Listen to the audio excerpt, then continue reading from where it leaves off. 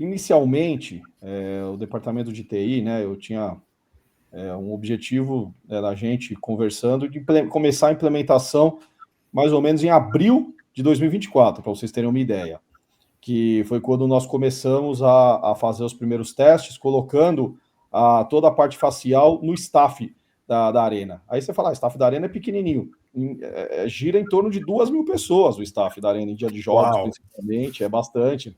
Então a gente testou, já foi vendo que o equipamento estava indo bem, só que aí a diretoria demonstrou um desejo em querer trocar a empresa atual, né? Quando eu fiquei sabendo disso, eu fui fazer uma auditoria, fui verificar de fato se conferia o que estavam falando da empresa, que tinha sociedade com outras pessoas de outras gestões, analisei com critério, tudo certinho, e não encontrei nenhum problema, a empresa é séria, trabalha direitinho, já estava há uns bons anos, né?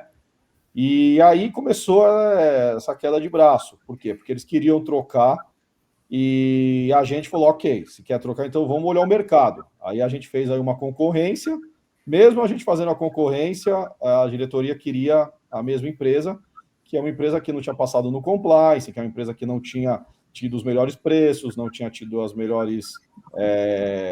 a parte técnica não tinha sido oferecido, eles não tinham uma melhor oferta da parte técnica também, então não seria justo, né?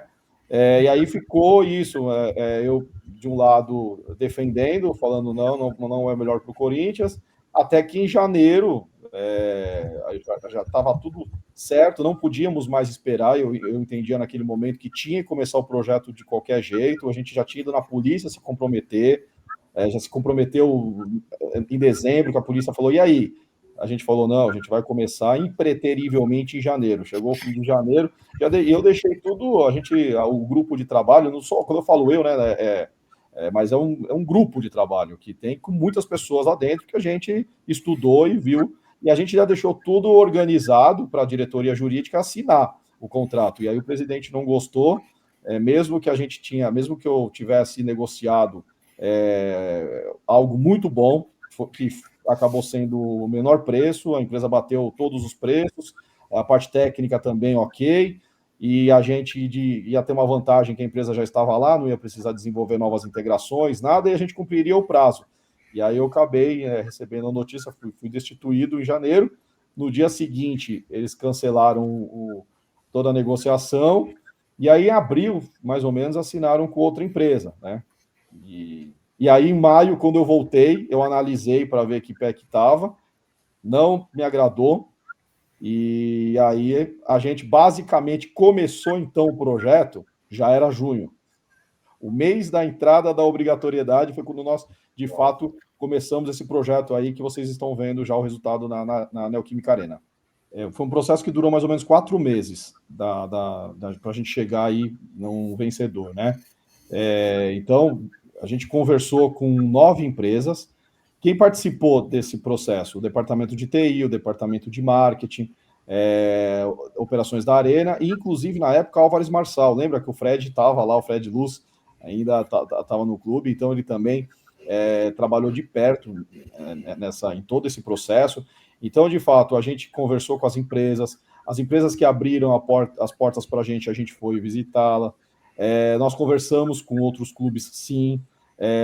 A gente chegou até em jogos que tiveram já o facial em alguns outros clubes, já rodando para a gente ver como que funcionava.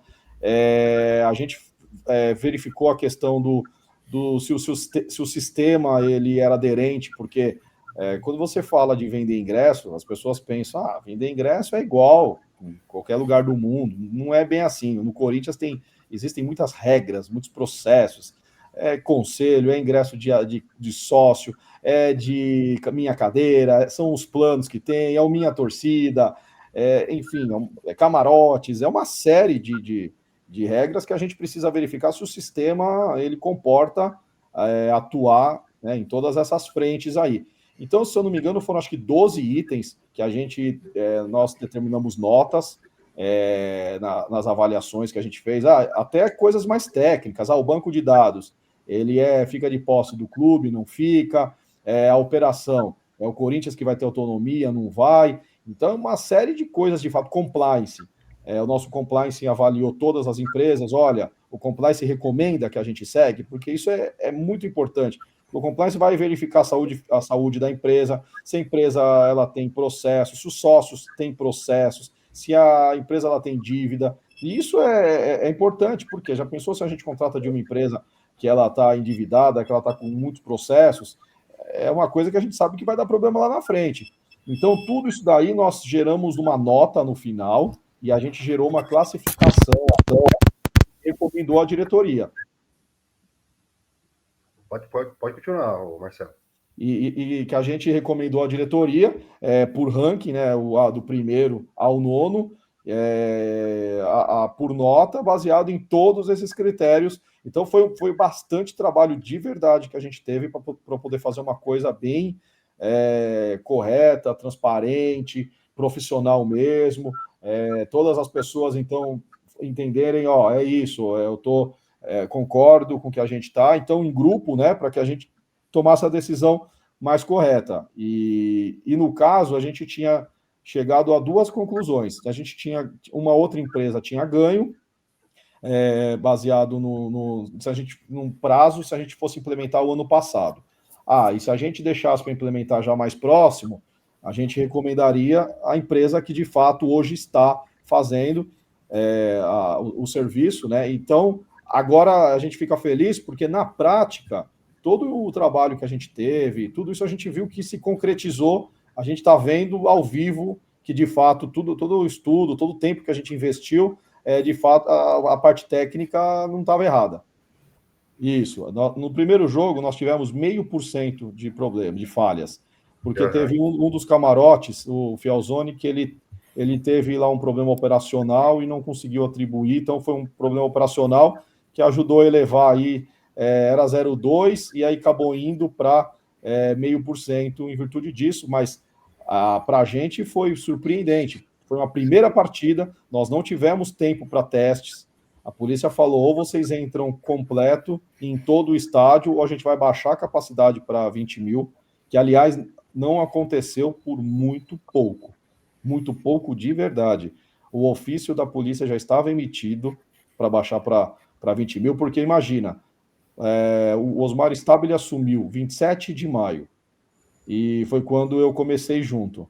Então, até o tempo, eu estava fora desde janeiro, me ambientalizar, entender, para não ser injusto com o que estava sendo feito, chegar num laudo, a gente precisou de mais uns 10 dias, uma semana, 10 dias, e a obrigatoriedade começou em 14 de junho, no dia 16 de junho, que era uma segunda, a polícia esteve na arena e não tinha nada. E aí a gente conseguiu verificar com a polícia, olha, mas a primeira partida vai acontecer só no dia 13 de julho, devido aí ao Mundial, né, a parada FIFA que teve. Aí a gente conseguiu uma segunda data para o dia 30 de junho, uma segunda vistoria, e que ali a gente já estava com o estádio todo instalado, e em 2 semanas, de fato, a gente fez tudo que demoraria 3 meses. Mas voltando para o que a gente estava falando, não tinha realizado testes. Então, 0,5% é um índice, assim, muito satisfatório. Vamos comparar com o mercado. O mercado hoje, para clubes que já têm mais jogos, aí que já está já mais maduro, é de 2% a 3%. Então, a gente teve meio num primeiro jogo. Então, foi bastante... A gente ficou bastante feliz com os resultados. E nos jogos subsequentes, foi caindo. Então, hoje, nós estamos com uma média de 60 a 70 problemas, falhas por jogo, que representa aí 0,2%. Né, contra o Palmeiras, nós tivemos 70 problemas em 46 mil. O Fabiano teve um problema no jogo contra o Palmeiras. Então, achamos logo o cara que teve problema, Marcelo, olha só. O meu foi rapidamente resolvido, porque eu ia entrar com a facial e a catraca dizia que eu tinha acabado de entrar. Sim. E aí a supervisora checou as datas, os momentos, provavelmente foi uma leitura errada da face, e aí ele bloqueou rapidamente. Mas sabe o que acontece? Ou pode ter acontecido isso, ou de repente, eu não sei se você chegou muito perto da catraca, ela Também. pode ter liberado o seu rosto e o torcedor da frente passou, entendeu? Então a gente tem uma linha amarela, tudo é treinamento, tudo é novo, até para a equipe. Então a gente está agora, cada jogo a gente está conseguindo, o time já está se entrosando melhor. Então o importante é o seguinte: sempre passar só uma pessoa para que não leia o rosto da pessoa de trás.